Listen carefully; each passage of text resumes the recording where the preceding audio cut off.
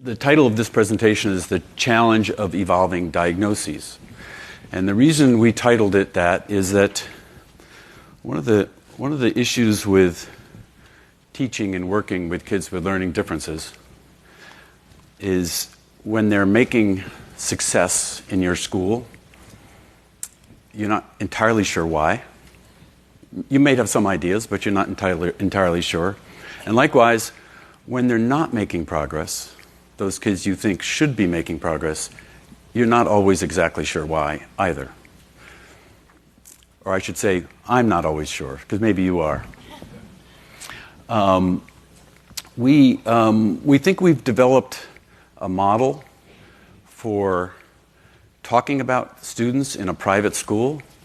It's not an IEP process per se. How many public school teachers are there here, or public school folks? So it's not a public school process per se, but it is a model for talking about children that we think works well. Although it'd be interesting to hear from you all, because we'll have some time for questions at the end, what you think of that. It really has to do with two things. We're looking at students who are evaluated and they have a diagnosis when they come into our program. Often the primary diagnosis is dyslexia, and yet there seems to be something additional. We call it in our school Dyslexia Plus. I used to think, oh, it was just our school that we're seeing these kids. Now I realize maybe there's very few dyslexics, pure dyslexics out there, and most of them are Dyslexia Plus. Although the plus piece sometimes can be really subtle. And I know most people know the term comorbidity, and many of these kids have comorbid learning differences. But we find one of the problems with those comorbid diagnoses is that they can be subtle. And so, and by the way, all of our kids, we're going to talk a little bit about our program in a second, but all of our kids have neuropsych evaluations before they're admitted to the program. So we have a lot of good data about these kids. And yet, I won't say they're bad evaluations, because they're good evaluations. Maybe they're just as good as they can be in the year 2017.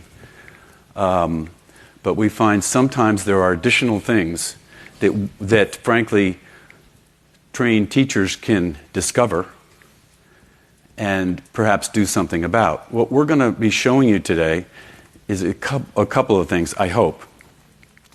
I've got one trained teacher with me, Megan, and she's going to talk a lot about this too.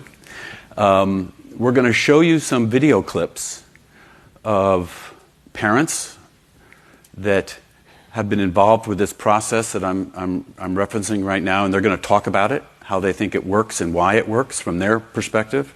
We didn't really feed all this to them. We just asked them questions, and then we took short video clips to try to capture what their perspective was. Then we also did a number of short interviews with kids who graduated from our program. So they're alums, older students who are reflecting back on their learning differences. And if this all works, what we're hoping to do is tie these together. You know, that these are all data points. And obviously teachers have some perspective and data point.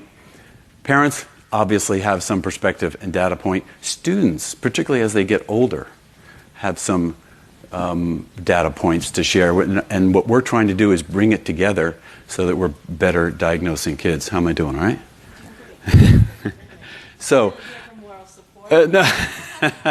So we're just going to start with two short videos, and to get us on the right. Before you do, don't forget to tell us who you are and your background. I said that in the beginning, so we're getting to that. Okay. I just didn't want you to forget. Just 3 slides in. I need to see the big picture. That's what I'm giving you, the big picture, and I'll give you the big picture about us in a second. The two short videos I'm about to show you.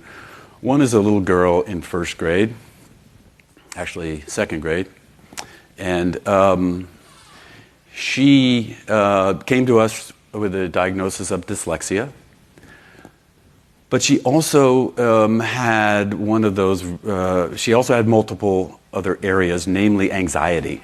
And one of the reasons I'm showing this first is because it's actually kind of a happy video.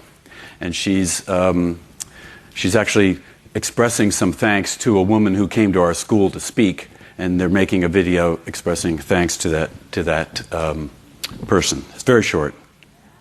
Let's see if this works. Come on.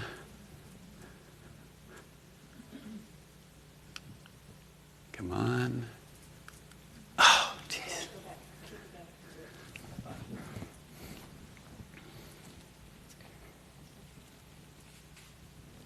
Stern, I really liked your video. My name is Addie. I thought your video was really silly, and it made me feel good about being having dyslexia. I had to get her mom to give me permission to show that, because she said, well, she can't even say the word dyslexia. We use the word dyslexia. I like the word more than reading disorder, because I think, I don't mean it politically correct, I just think it describes the condition better. Our kids I would say all dyslexics have a reading disorder. But most of us who work with these kids will tell you it's more than just that. And so we teach our kids to use the word dyslexia. The next video I want to show you is an 8th grader. And I asked him about, did he think his ADHD was an advantage? Come on. Not sure why it's not going, Megan, but...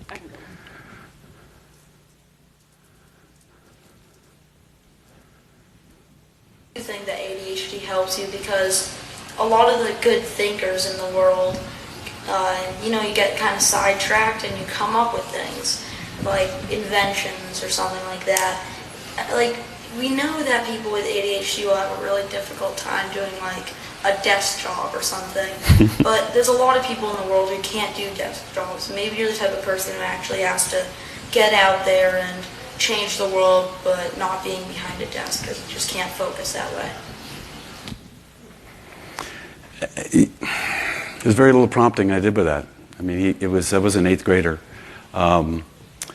And I wanted to show you that early on because I wanted you to see the power of metacognition when kids are understanding that the ADHD that they have is not just a deficit, although it's definitely a deficit in school. It's not always a deficit in other ways, which most people in this room probably know.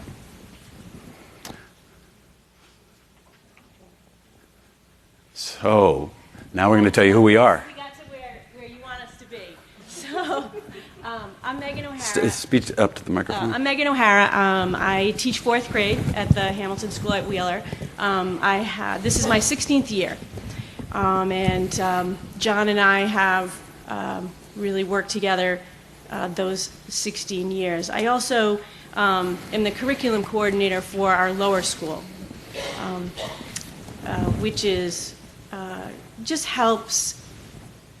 I can see what everyone is doing, and we have a really good relationship and a smaller school of teachers working with these students, and what some of the things that we're going to be talking about we all do as teachers.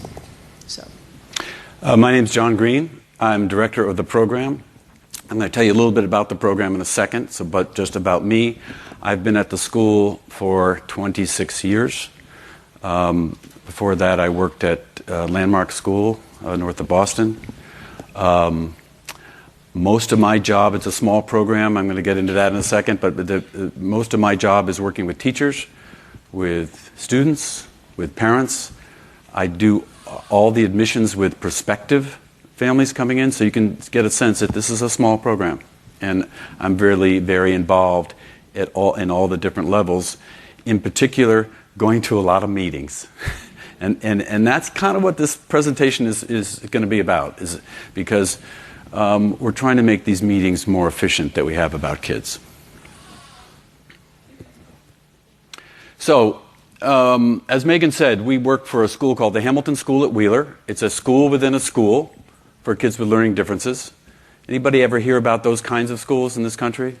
They're becoming more, there's more interest in them, amongst the independent school population. It used to be, independent schools, frankly, would screen these kids out. If there was a mainstream independent school, kid was thought to be dyslexic, the administration called the parents in. It was sort of like, you should go find another school. But what's happening now is that these independent schools are really starting programs like this, both to keep these families, and they're realizing what? That there's a lot of kids out there that they've got. And when my program started, they thought, oh, we'll bring in some of these dyslexic kids into this school, and we can start this program for kids with learning differences. What they didn't really understand was they already had kids at the school who were dyslexic. Kind of speaking to what I was saying earlier about sometimes more subtly, kids who weren't being picked up.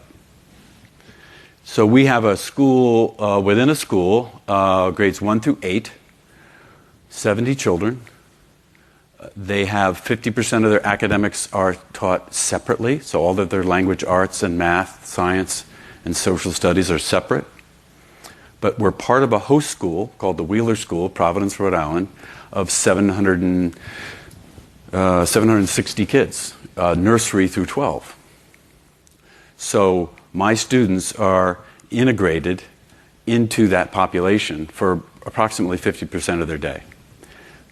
Many of my students, and this is maybe an important piece, many of my students, when they graduate from us in 8th grade, will go to the host school in 9th grade. Still dyslexic, still ADHD, but the hope is that they've made sufficient skill progress and, quite frankly, metacognitive progress so that they know what they need to be successful in the host program. Anything else you'd add to that? Well, you will be seeing a few videos of of those older students, and all of them are currently in high school, different grades, but in high school at Wheeler, and had come through our program either started in first grade or started in our middle school.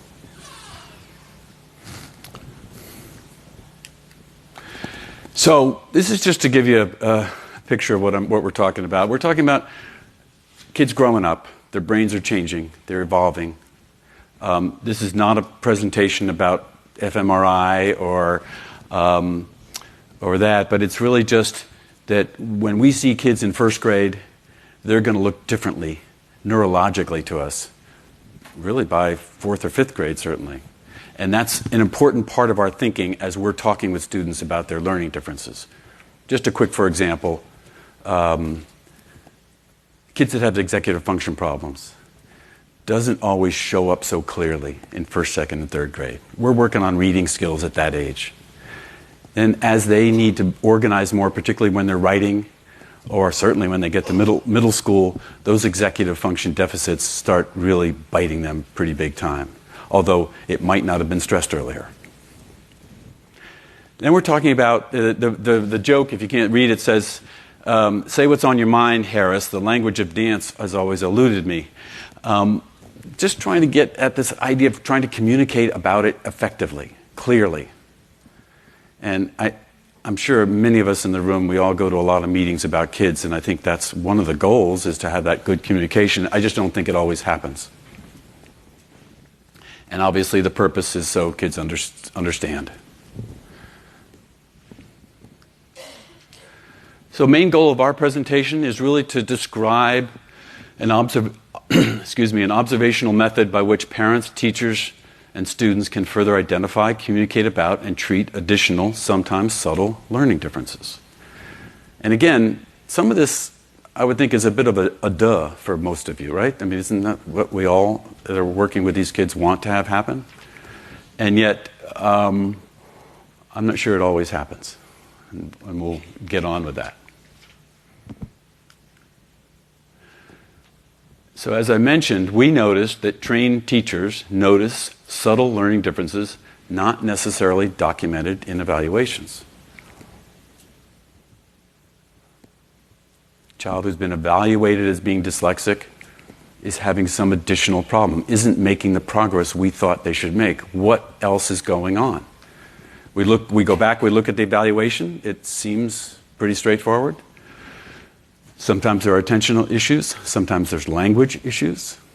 And I'm talking subtle now. So they might not be, those we live in an area of the country in the Northeast where I think we get pretty good evaluations, independent evaluations, but they sometimes, particularly with things like attention, they have things like rule out. So it's not clearly diagnosed. But we wanted to know, do parents become aware of additional learning differences over time? Parents that send their children to our school, their hope, when they get evaluated, they choose this private school in Providence, Rhode Island, they send their kid there in first or second grade, and they're kind of hoping, game over, right? Take care of it. But sometimes parents will notice, the same way teachers will, there's something else going on here. And then the number 3 is what I was just talking about, is can students articulate differences in self-awareness over time? Now, we know they can, and I think that's, we wanted to explore that more and take a look at it. So in using this model that I think that we've developed over time, we start with some assumptions, and one of them is that students with learning differences, they need consistent and regular assessment to make sure that progress is being made.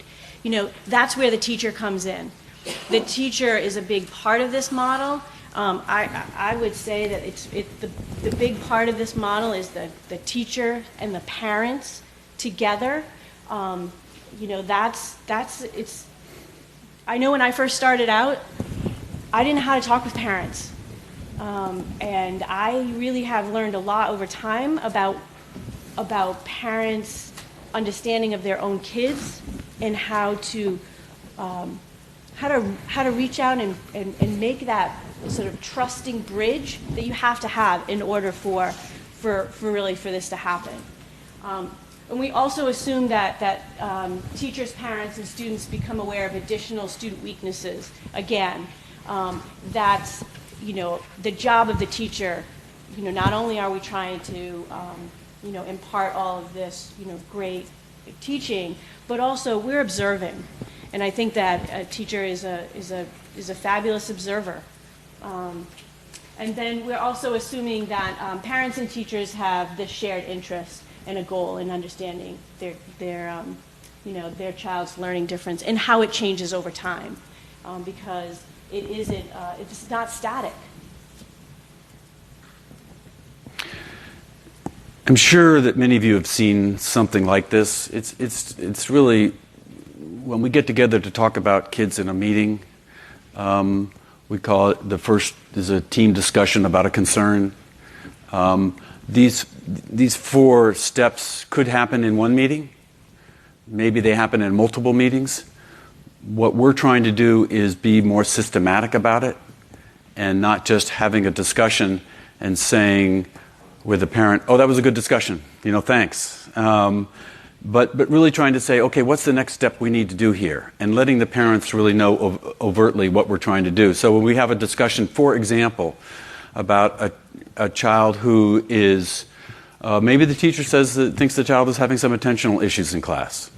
And so we talk about that with the parents very directly. And many of you might know that lots of times the teachers will see some attentional issues going on, the parents might not. So back to that shared interest thing that Megan just talked about, we really need them on our side. We want them on this team. So we talk about, okay, how could we try and get at that attention issue together? And by the way, it's not a conversation about medication, it's a conversation about attention. So we want to try to look at that. So we may the best way to look at attention really is to get subjective views from different people in different situations at different times of day, and so we might in this particular case we might circulate Connor scale or behavioral scales to different people, give them to our consulting psychologist in the interim, and try to get some read on whether we think it might be an attentional issue. So we would then gather back together, analyze the information, and then agree on an action plan. The action plan, well, we'll get to that in a minute, but these are sort of the 4 steps that we might follow. And I think this is somewhat of a duh for a lot of people.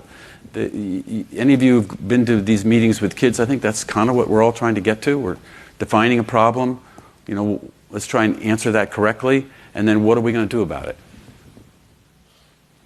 The only thing I would add to this is I know some of you as teachers might be thinking, well, hey, don't we do that during our parent-teacher conferences? And yes, maybe we are doing some of this, but this model is beyond the parent-teacher conference because things arise at times that don't coincide with your typical parent-teacher conference times. So these meetings take place outside of a parent-teacher conference. So the next slide I want to show you is a parent. And this is a parent we asked, I forget what the exact question was, Megan, but it was pretty straightforward. Like, can you tell us, we told this parent we wanted to do this presentation at IDA, and could she describe it from her perspective? It was something like that. We really tried not to, kind of make this too contrived. Let's see if I can do this.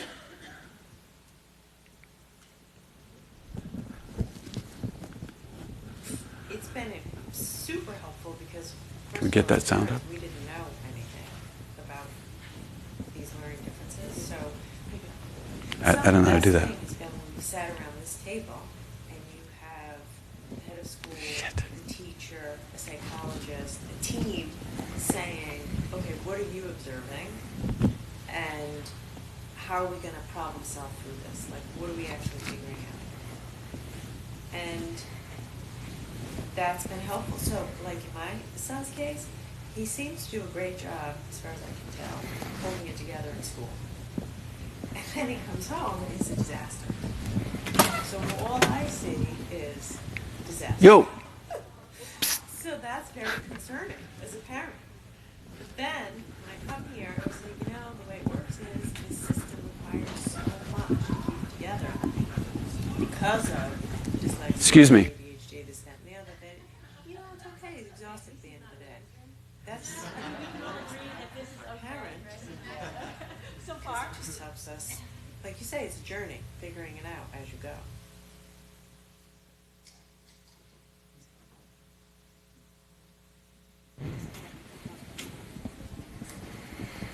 We'll play that with you again. I know some of you in the front may have heard some pieces of it, but it's a really important, way of explaining what we do. And I do. It's been okay, great. super helpful because, A little higher. first of all, as parents, we didn't know anything about these learning differences. So Thanks. some of the best things have been when we sat around this table and you have the head of school, the I don't know. teacher, a psychologist, Haven't had the problem. a team saying, okay, Probably what need are we somebody there. observing? And how are we going to problem solve through this? Like, what are we actually figuring out here? And that's been helpful. So, like in my son's case, he seems to do a great job, as far as I can tell, holding it together in school. And then he comes home and it's a disaster. So all I see is disaster. So that's very concerning as a parent. But then, when I come here and you say, the way it works is his system requires so much to keep it together because of the dyslexia, the ADHD, this, that, and the other, then, it's okay. It's exhausting at the end of the day. That's, enormously helpful for a parent because it just helps us, like you say, it's a journey, figuring it out as you go. Any reactions to that, just out of curiosity?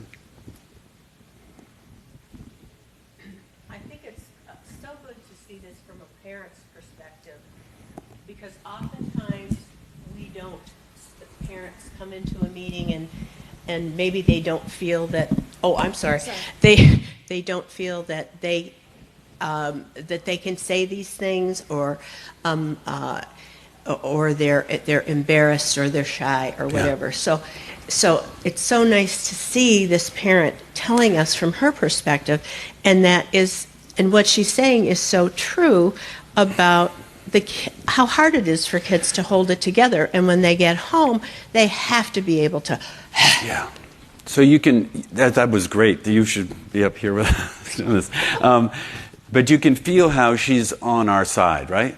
And that might feel like, oh, no big deal. But parents aren't always on our side. I mean, they want to be, but not always. And so she really, you could maybe feel that she'd listened to us working with her, and she was becoming better educated about what her role is in helping this kid. There's another parent I want to show you here. Same sort of thing. I hope.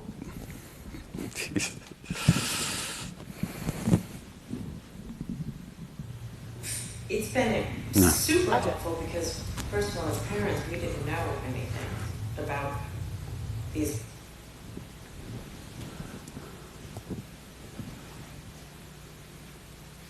In working closely with the administration here at Hamilton, Mr. Green, Dr. Solomon, our fourth grade teacher, Mrs. O'Hara, we were able to identify the issues that Ava had in addition to what was written in her neuropsych eval, and we all worked very closely together to overcome those issues with meetings, with teachers. I hope you can feel from these two videos that we've really empowered parents in a good way. And they're not feeling like they're deciding everything that we should be doing at school, but they're feeling, I hope, that they're on a team. And they have some information that they can bring to the process, and they can learn something from what we're talking about as well. The last video is, or the last video in this sequence is a alum. He's a junior. You should be talking a little bit about him, Megan. I just wanted to cue it Yep. up. So Everett, as John said, he is a high school junior, and he's at Wheeler. I first met Everett when he came as a second grader. Although I wasn't teaching his grade, we at the time were in a very small building. And so whatever was going on in anybody's classroom, we knew about. And I can distinctly remember, and this is, I would describe myself as a fairly new teacher, and I can distinctly remember Everett being under the desk when asked to do anything remotely academic-like. Specifically, when his teacher at the time, who was this lovely second grade teacher, he just wouldn't put a pencil in his hand. I mean, the first place he would go is he would be under that desk, and he was not coming out. So we'll play you this video, and just kind of keep in mind that it wasn't really too long ago that he was under a desk.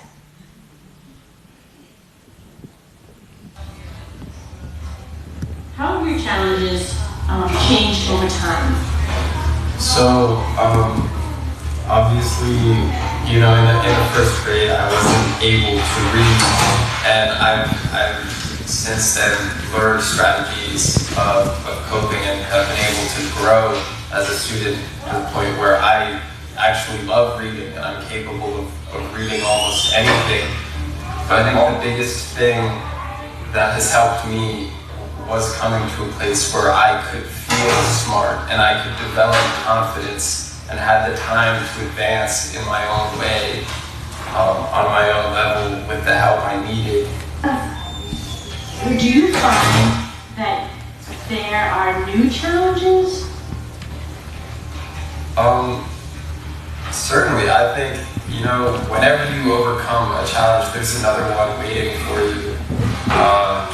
I used to be incredibly disorganized, and I was just all over the place, forgetting assignments left and right. And I had to develop a system to cope with that, right?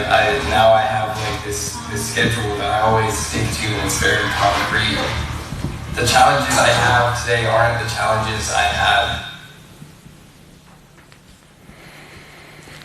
I mean, I think you would agree that, he's a different person he's a different, he thinks differently about himself as a learner. And it has created for him so much confidence. And he understands that he can articulate how he's changed over time, but that, he'll always be presented with some struggles. So a couple things that hopefully you can sense from this last video. You can sense that he is obviously aware of his struggles. He referenced a little bit how the challenges he has today are different than the ones he had previously. He knows that he's made progress. He knows that there are things that are out there that are going to continue to challenge him, and I'm talking about vis-a-vis his learning difference in high school.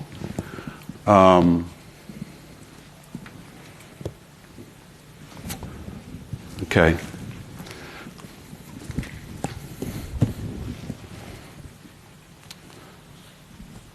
Sorry. I got it. Awesome. So just a quick back to this model again, where when we're talking about these students and why they're having difficulty, and we're trying to gather information because we're trying to get to that last point, which is what the action plan is going to be. And the next slide I'm going to show you is about a parent talking about what's not on the evaluation and how the meeting process helped him better understand some of the things that were going on with his daughter. And I think specifically with the video that you're going to see is, the relationship that the teacher had with this parent and his wife.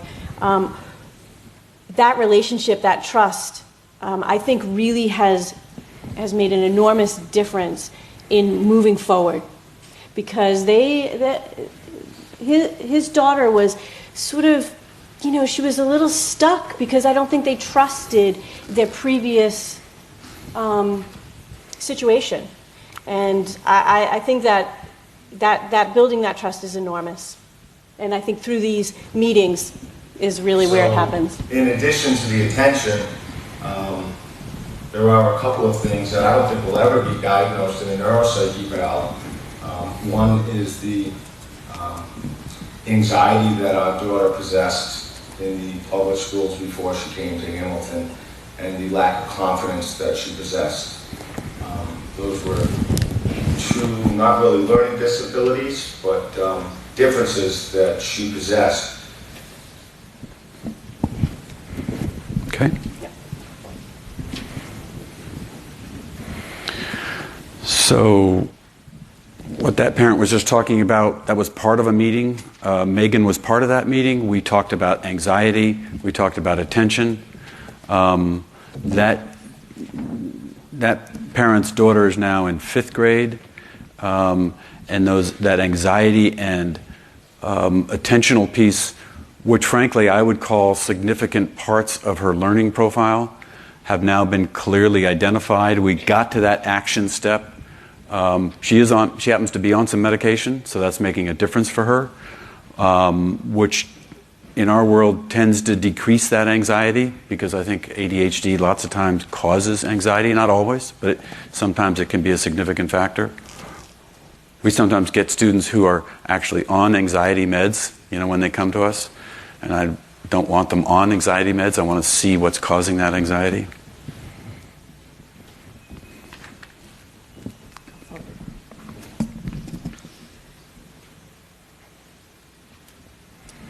So we've put together a set of some slides of student videos of them talking about their growing self-awareness.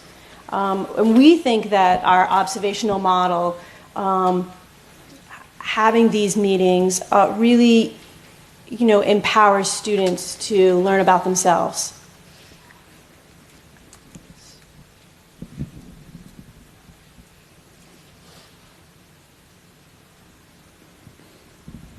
I'm a person, I'm a terrible test taker, so I I know the same information, I just have trouble putting it down on paper, so if I have the option, I prefer to take it in a project form, a slideshow, or a verbal assessment. Do you get that opportunity here? Yeah. I feel like our teachers try to vary the way they assess us. I feel like the standard way is through tests and quizzes, but for occasionally we will do a project or a verbal assessment or a slideshow with groups. By the way, this student is a sophomore. He came to us in first grade. He's now a sophomore in the regular program. His testing would suggest that he's nowhere near able to do the curriculum in the host program, but he does. That's maybe just a side issue, you know, in terms of evaluations and whether they're always, I don't want to say accurate, but whether there's not more factors that go into that. The next one I'm going to show you is a girl who's I think she's a freshman, and she's going to talk about... She's a 10th grader. A 10th grader. And getting back to that other issue of the challenges changing over time. She's going to reference, you know, how such and such was an issue for her earlier. Now this is the issue for her. Couldn't read it all when I got here. I think I was at like a level, like a grade level 2, and I was in 4th grade. And then by the end of 4th grade, I was on 5th grade reading level. And so after the 4th grade year, it all kind of just like, reading was like better. I was able to read at like the grade level in 5th and on forward. But then when I got to middle school, it kind of switched to like math. And now I still struggle so much with math, but I think a big thing is like rulers helped me to get accommodations. So like I took the PSATs yesterday and I was allowed to have a calculator. She's a good example of executive function difficulty. I mean, lots of times our kids with executive function difficulty have trouble with math. It didn't show itself as much when she was younger. And then she referenced her progress with reading. She felt good about that progress. But then she saw the next challenge in high school with math. And she also continues to get some tutoring in reading in high school, some outside tutoring. So, you know, reading has not, although she talks about feeling more confident as a reader, which I know that she is, but she's still needing some help in that area. But math, she describes as math as being her, you know, now most salient difficulty.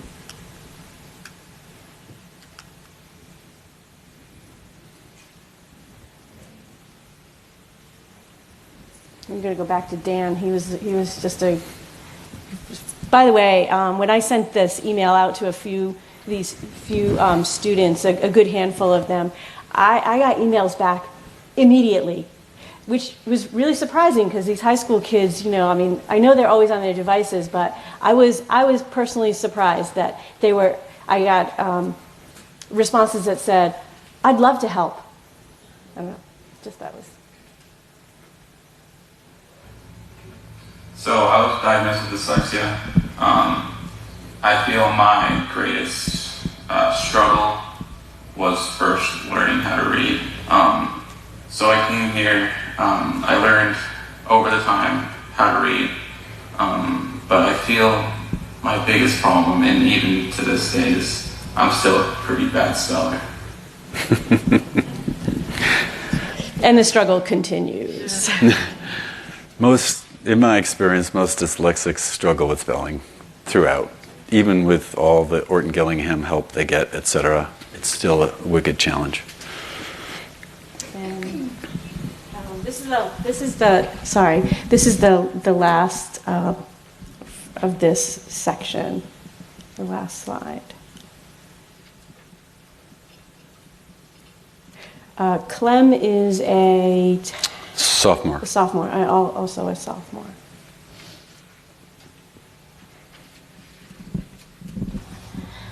How did your approach to your individual challenges change from the time you were in lower school now to you're in upper school? When I was in lower school, the challenges, they were hard to approach, and when I did approach them, I needed help or like someone to mentor me. As I went through middle school, those tactics became easier, and the ones that I like learned from teachers, I started to apply to my daily work. And now that I'm in high school, I use those on an everyday basis, and so it makes stuff a lot easier. She was one of those kids who quietly died in the back of class. She wouldn't say anything. Very talented artist, but really sort of found her voice through middle school, and now is succeeding in a pretty rigorous college prep program.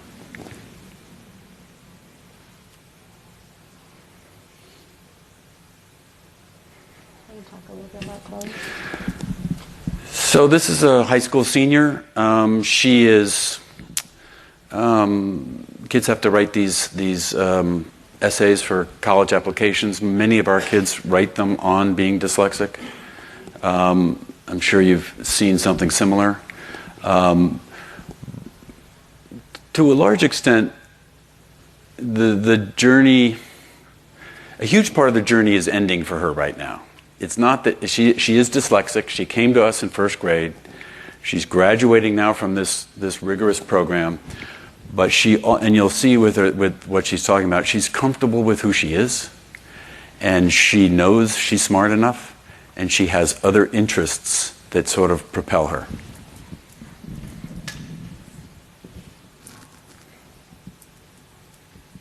Well, my main difference is dyslexia, and I have ADHD as well.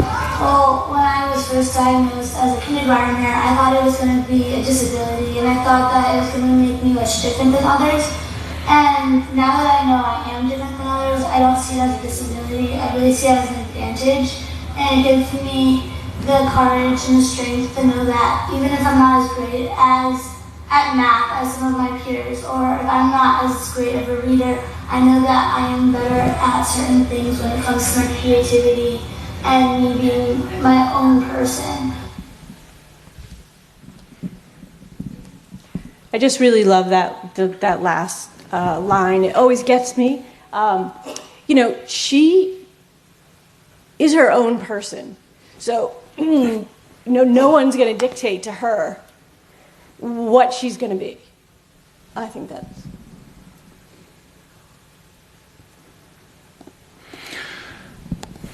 So, just trying to get some takeaways from what we've been looking at here. As we stated in the beginning, comorbid differences can be subtle and may be overlooked, and can really be determining. I've seen kids who were dyslexic, who learned how to read, who weren't successful. Neuropsych evaluations, even good ones, can miss things. Maybe we didn't say that quite right, but maybe can't always articulate everything that's going on. I think neuropsych evals right now in 2017 are the best way we have of really looking at these kids and their brains, and certainly they've come a long ways in terms of giving us a diagnosis than maybe 20 years ago. But you have to think that maybe 20 years from now we'll be doing something different that'll give us better information about what's going on with these kids. And then I think it's really the third takeaway here is that our job is to work together. Teachers, administrators, parents, kids. That's the only way that things get done.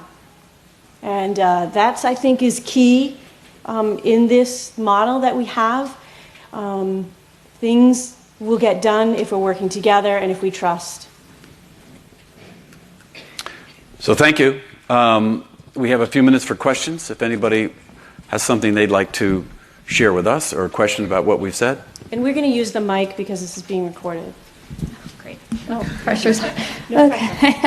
My name is Ren, and I teach kindergarten at the Lena Speech School. And I have 9 students that have provisional diagnoses and red flags for having dyslexia. I agree with and share your sentiment that building trust is enormous. What are some wisdom that you can impart on me if trust has either been broken previously, or if it's not there, or parents are at a place where it is hard for them to kind of hear some of those tough things? If you have any pointers. That's a great question. I mean, I know there's probably other administrators or teachers here that could speak to this issue too. I would say most of the families that come to us are coming to us from public schools. So they've had their child in a public school, and for whatever reason, it hasn't worked. Maybe I should say that stronger. They come to us sometimes pretty angry at their public school, or the fact that they didn't get the help they thought their child needed. And so there's already a trust issue there. So we got to build that. And I really don't think there's any way around building trust than just kids having success. And so this process that we're talking about, it's not like it happens in September the first year the child is at school. But hopefully they see that we are doing what we're telling them we're doing with fidelity over time, and that the child is making progress. But then we need further conversations. So for example, I lots of times am calling families in after they've been at the program for a year or two, and they get nervous. The principal calls them and says, "I'd like you to come in and meet with us." And I try to say to them, no, this is normal. We think we know some more about your kid right now that we'd like to share with you. And we hope that they'll look at the success that their child has had, and that will buy me a little bit of trust, But I sometimes am going into these meetings with a very clear script. I think your child needs a language evaluation, or I think we need to look at this. And I don't always get there at the meeting, so they may walk away and I'll say, let's meet again. Or I might say, why don't you sit with our consulting psychologist or sit with our language pathologist and talk to him or her about these issues. So there's some patience involved on my part. I can't always get there as quickly as I might like.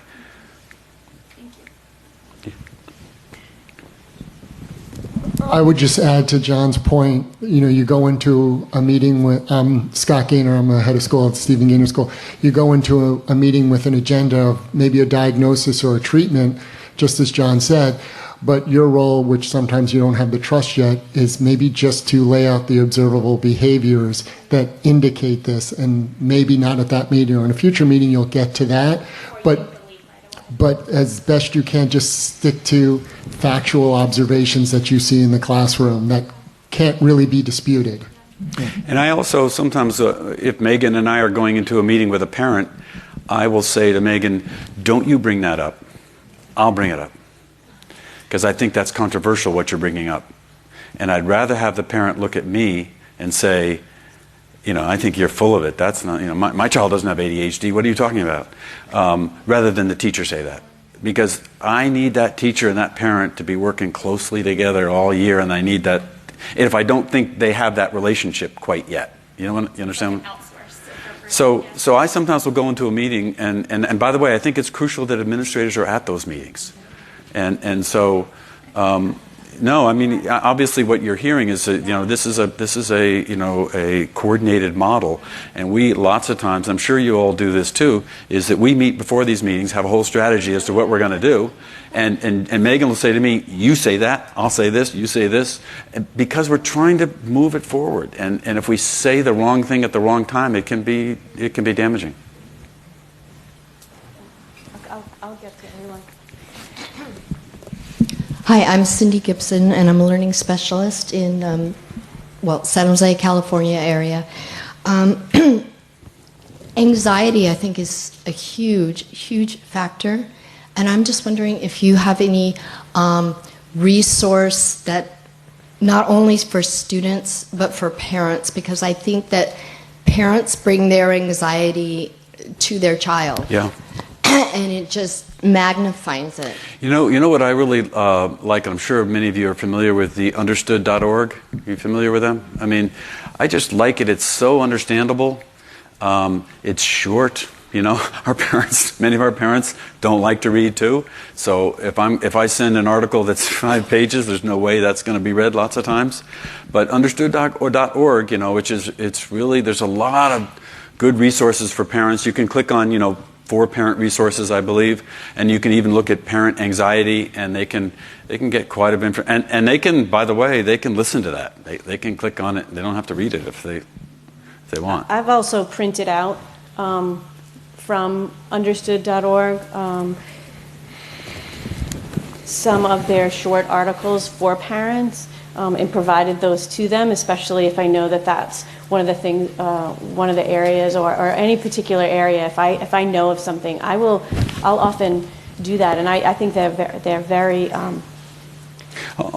Also, most of the time, again, this is my opinion, but I don't think anxiety is usually free floating. There's usually a reason for it. And many of our children in our school are anxious because they know their system is not working reliably. And by the way, that's a pretty normal reaction. You know, if you're going to have trouble with something, you're going to be anxious about it. You're going to want to go to the bathroom when it's your turn to read, or something to deal with that, because you don't want to embarrass yourself. So helping people understand that anxiety is related to the learning difference, which now, you know, I'm not an evaluator or diagnostician, so sometimes that's not the case. Sometimes there are primary anxiety issues with kids that need to be addressed. But lots of times the anxiety is related to the learning difference. Thank you. My name is Ann Glass. I'm the Associate Head of School at the Pernell School, New Jersey. We're a boarding school for girls with learning and attention differences. I just wanted to make 2 quick comments before my question. The first is one more plug for Understood.org. Our executive director is actually on the board of Understood, and we're actually starting to work together to create an initiative that would be, in addition to targeting families and parents and students, that would also offer a portal for educators to find out more about learning disabilities and observations in their classrooms, and connecting them to recommendations and pedagogical strategies. Mm-hmm. So it's an amazing resource that I recommend to my faculty all the time. Second one, when it comes to these difficult meetings, I think that, you know, sometimes if we are anticipating them to be difficult discussions, we often over-prepare. Mm-hmm. You know, everybody's got their roles and their bullet points and their observations, which lead to the recommendations. And, I think that if you start from day one with communicating to your parents that you like their kid, that you're on their side, like that you're already halfway there, if not further. But my question as an administrator of a school for kids with LD and ADHD is, how and to what extent do you share information from your neuropsychological evaluations with your faculty? Are they all, are they sort of in lockdown, or are they shared openly, or where are you in between in terms of information sharing? So obviously they are locked up. Yeah. Okay, so we'll get that. Here, I'll take that back. Speaking from a teacher's point of view, and then I'll let John chime in from his administrator's point of view, but they are open to all of us as teachers freely. So they're in one location where you go? They are in one location where we go, and there's several. So you don't remove it, you read it there? Typically, I can. I'll let you speak on this, Scott. You probably have some, but. Yeah. That's a great question. I'll read it. What Megan's saying is not true. I'm just kidding. I'm kidding you. I'm kidding you. I'm not here to lie. All of my kids' evaluations are on this. Oh well, that's access to that. I do, but they're also in files. Oh, yeah, that's my experience. They're in the file. So you asked about teachers. I can either read it right there in that office. I'm welcome to take it up to my classroom, but its home is in the file cabinet. And all teachers can have access to students' evaluations. But in our school, just to be clear, the days are gone, in my opinion, of everything locked up and teachers not having good access to evaluations. So they have the evaluations. They can take them out of the office. They can highlight even on them. They can When I'm meeting with a teacher, we'll go pull the evaluation and look at it together and ask questions about it. I want those evaluations to be really dog-eared. Often in the neuropsychological evaluations, there is a lot of family history and personal information. And do you recommend, or have you in the past considered, summarizing the pertinent findings and observations that relate to their academics and their personal or Our host school does that. The recommendations. Because I know that a lot of my families would not want to know that their kids' evaluations are floating around the school. Our host school summarizes. They don't share those evaluations as widely. Our teachers look at them thoroughly. In fact, I would be critical of a teacher not reading through all the evaluations of all of her or his students. Scott? Yeah, I would just add, we do a summary on admissions, which I think is more valuable for our teachers than reading a whole psycho evaluation. It's a thorny issue. While we're not HIPAA compliant, we should all adhere to that standard when we're using these, having these electronically, and we do have them electronically at our school. But I think it's a benefit and a cautionary point about teacher access to a full psych ed evaluation. The amount of background information you need to understand it and be able to use it as a tool is a delicate balance. And some teachers on their own will teach a child for 3-4 weeks before they pick up the psycho ed so they can make their own assumptions. And that's an ideal situation for an experienced teacher. Do you train your teachers to read those kinds of reports? Yes, but it's ongoing. Yeah. I mean, and I think family history is extremely important, and I think it's extremely important for teachers to know about it. I was just going to echo what he said about, I'm an admissions director, and I read it thoroughly, in the admissions process, and when I get to the summary, I'm like, I probably could have just read the summary, but I don't do that because I want to know everything about the student, and then I complete a full summary for the teachers who the student's going to be shadowing with. And then I think to myself, well, the teacher can read the full report, but they don't have time to do that. They're teaching a full load, and so I feel like the summary is a good snapshot of the student through that, through the admissions process. So I take the time to do that on all the students that come through the admissions process. It's a good topic.